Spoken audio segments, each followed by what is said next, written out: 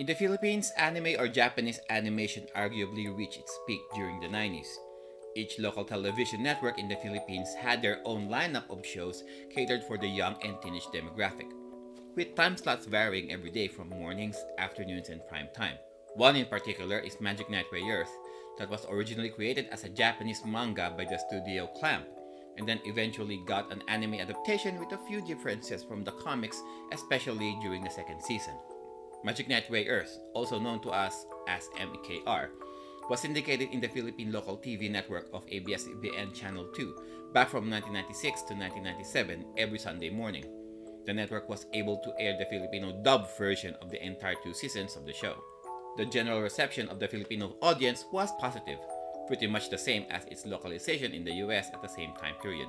The art style, the story, and the characters cultimated into something special and memorable to those of us who watched the show in the mid-90s. And of course, once something gets a niche popularity, video game adaptations will soon be in the horizon. Magic Knight Rayearth spanned its video game reach towards various consoles. Unfortunately, most of these games never left Japanese shores. Each game tackles a different aspect of the overall plot that sometimes loosely derived from either the manga or anime. The plans for releasing a video game adaptation couldn't come in a much better time. The anime originally aired in Japan in 1994. During this era, the Super Nintendo was approaching its twilight years and the next-gen consoles were already forthcoming: the Nintendo 64, the Sony PlayStation, and the Sega Saturn. However, to capitalize on MKR's success within the Japanese players in 1995, a turn-based RPG was made for the Super Famicom and an upscaled and upgraded adventure RPG version was made for the Saturn. The developers chose the Saturn as their next-gen console primarily because of Sega's more promising and bigger CD-ROM based technology, compared to Nintendo 64's limited cartridge space and Sony's first ever gaming venture with the yet unproven PlayStation. Working Designs was tasked to produce the English localization of the Sega Saturn game. Unfortunately, the original Japanese source code was lost during a hard drive crash, so they have to build the English release from scratch. That was just among the problems the developers have faced. The English video game was finally released in America in November of 1998. More than 2 years as originally intended to be distributed in 1996 to capitalize the increasing fandom of the anime in the US. But despite missing the fever pitch, Magic Knight Rayearth became one of the last video games ever released in the US market. Along with its origin, fandom, and infamous gaming reputation, the US Sega Saturn game is among of the most rare and the most expensive gaming software to date, with prices varying from $700 up to $1,200 in eBay being sold upfront.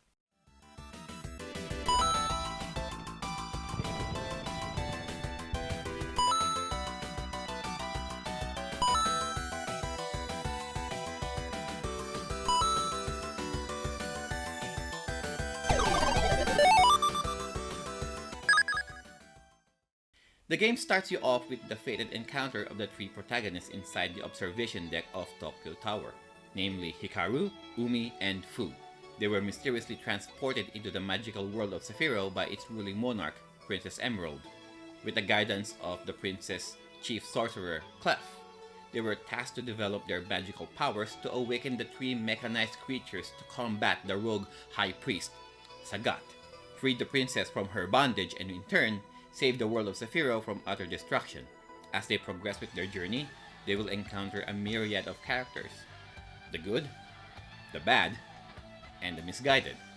Once you get past the game's introduction, you will have all 3 girls at your disposal. That being said, you can only choose one of the girls as the active character, while the other 2 will just follow you around doing nothing else. Because the creators of the game decided to stick closely to the anime and manga, there were no liberties taken to change or deviate a little bit from the main plot. This resulted into the very linear nature of the game. To power up the 3 girls, there are items scattered all over Sephiroth that can increase the girl's HP meter and MP meter. The active character and her stats are shown on the top left of the screen.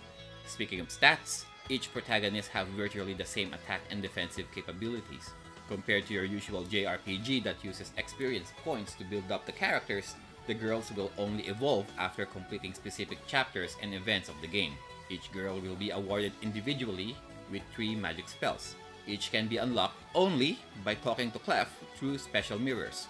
To fight enemies, Hikaru will be given a sword to slash horizontally, Umi will be given a rapier to thrust forward, and Fu will be given a bow and arrow to shoot arrows.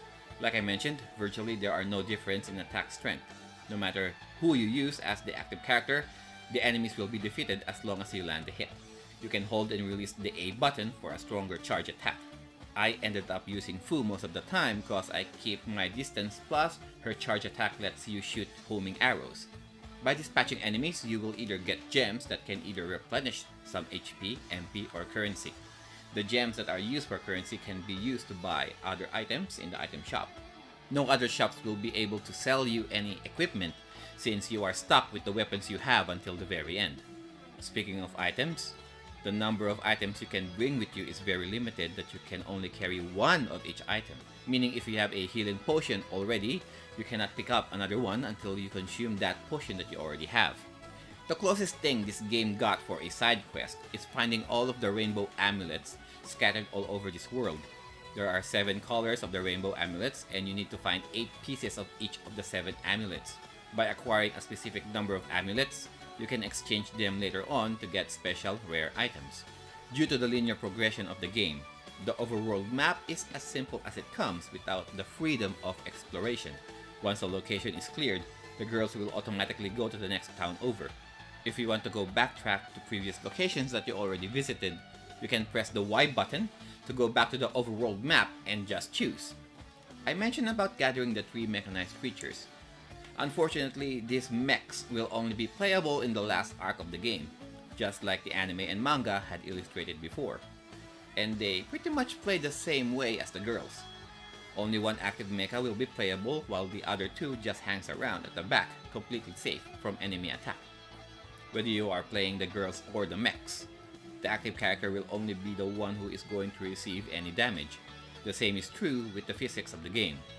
During the platform jumpings, the active character is the only one who must make the jump and land safely on solid ground. If you fail, you will be transported to the nearest edge.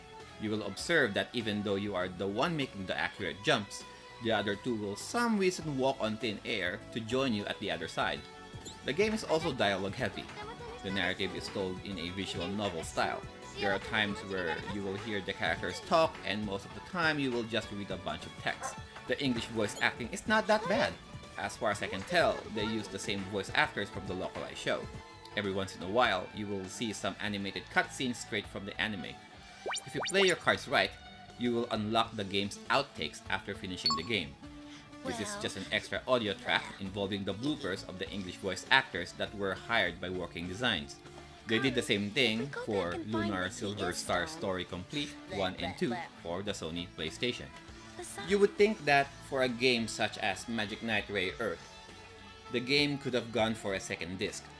Unfortunately, Sega was following a conceptualized model to maximize its fleeting appeal to the fans who are still in love with the property.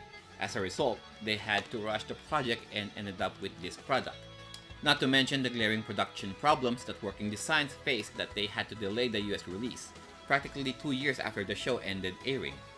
The Sega Saturn was a doomed system in the first place, as far as the American market was concerned during the late 90s.